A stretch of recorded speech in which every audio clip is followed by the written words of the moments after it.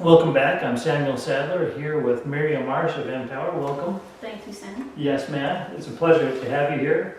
Miriam is an incredibly brilliant woman. I have read a lot of her papers, seen a lot of your work on the internet, and it just blows me away. Not only the thought patterns that you have, but you're also a forward thinker in your industry. The industry being, she is a CTPAT certifier as well as being certified. And she also works with the border protection and making sure that everything coming into our country is safe. And we sure appreciate what you do there. Thank you. She speaks way over my head a lot of the times. She's speaking in her seminars. And like I say, it's an honor having you here. But if you'll please, speak on a level that all the other business folks in the room can understand, because we're not all in your industry. But if you go ahead and tell us a little bit more about your background. I know you've been in the industry for 14 years. Correct. Yes, which is very, very impressive, by the way. Thank you. Yes, absolutely. But if you could tell us a little bit about what you do, and then we'll get into your event that's coming on up that we want to talk about. All right, thank you. Well, as you said, my job is to make sure that everything that comes into this country with the companies that I work with, that they are safe. And some of the things that we keep safe or that we're looking at as far as threats is smuggling of guns, smuggling of humans, possibility of someone putting bombs or something on cargo, and basically that's it. We just make sure that our security practices are up to speed and up to date, and that they're constantly evolving to keep up with some of the threats that are out there. Okay, interesting. Now, I'm seeing some looks in the audience, about when you said running guns and humans, and Right. just some of the interesting terminology that you have there.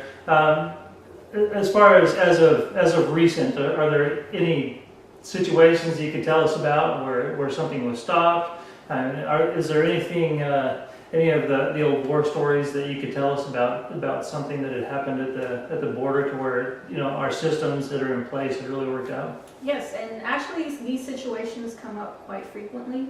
To the average person or the average business, a lot of times they're not aware of it. It totally goes over the radar. But what we've done is we've implemented some security practices as far as inspecting trailers. So every time a trailer pulls up the dock, we check it completely. It's called an 18-point inspection. And so essentially we're checking the trailer from top to bottom for any places or areas where things can be put in or smuggled or hidden. Sometimes they come in with what is called a false wall. And so you have your typical 53-foot trailer, or sometimes a 20-foot trailer, but a small section of it, they'll build a wall just enough to where you can hide or something on the back of it. Sometimes we find guns, sometimes we find people, sometimes we find drugs. And really that's how you catch it, is just doing the inspection. And like I said, it happens quite frequently. We usually see at least, just with the companies that we work with, at least 2 or 3 incidents a week. Wow. That's incredible. I had no idea. I thought it'd be a really isolated incident. Oh, no. In fact, I think it's safe to say that the biggest problem that I see is usually with drugs. Weapons would probably be second, and then people would be third. But we have seen people hidden in compartments, sometimes underneath the cabin where the drivers sleep. So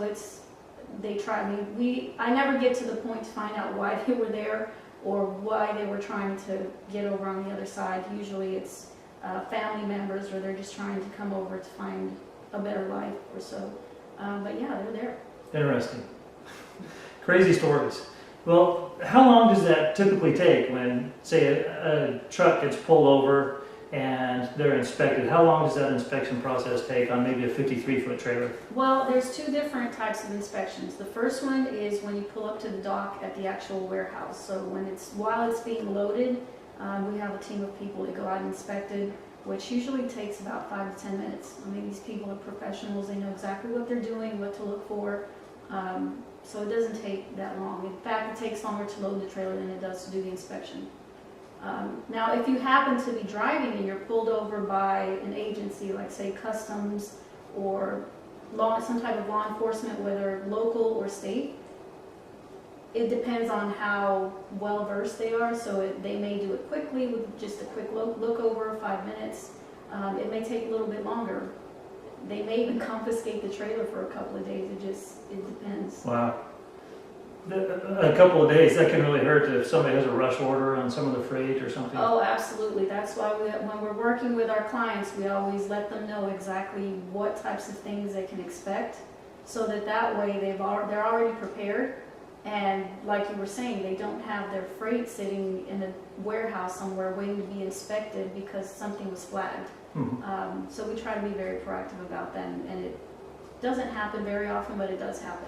Now, when you're talking about proactive, I know that you had mentioned that you're CTPAT certified, and is there a way for the freight companies to get that certification as well? And if so, how does that help them in that situation? Yes, most of the freight companies, it is possible for them to be CTPAT certified. Actually, CTPAT stands for Customs and Trade Partnership Against Terrorism. And this was implemented after 9/11, as you can imagine. Basically, all freight around the country, anything that was being shipped, not just cargo, but also people, it just came to a complete halt. And as you were saying earlier with the scenario of the truck, it costs millions and millions of dollars to have that freight just sitting there on a U.S. level. So what they did, Customs did, was they came up with this program. It's volunteer right now, so it's not mandatory. Basically what you're doing is you're making an agreement with Customs that you're going to do everything within your power to make sure that your freight and your facilities are secure. Customs will come out, inspect, make sure that everything that you said on your paperwork is true and correct, and then they certify you. What happens with a certification is if we ever have another terrorist event in the future, the ones that are CTPAT certified will be allowed to continue their journeys, whereas if you're not CTPAT certified, you're probably going to get held up for a lot of inspections. Okay.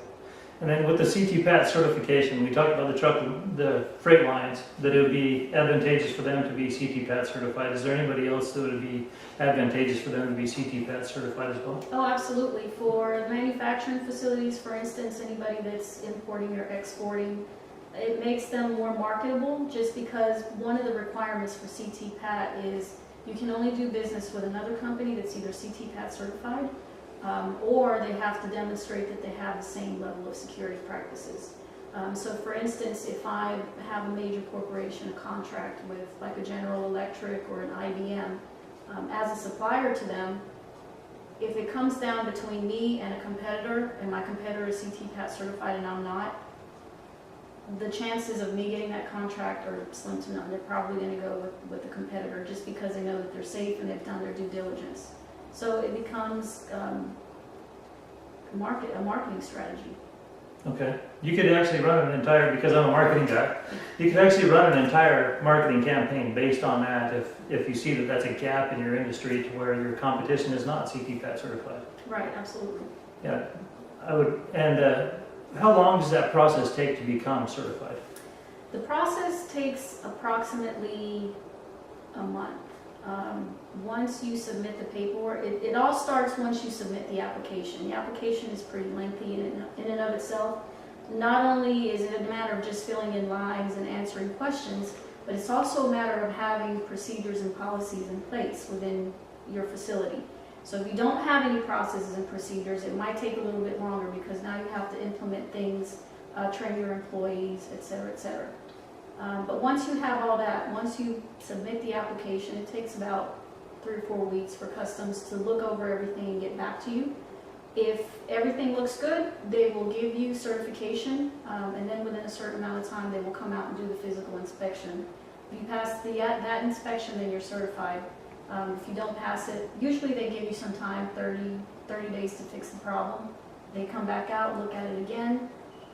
If everything looks good, you're clear. If not, then you don't get the certification.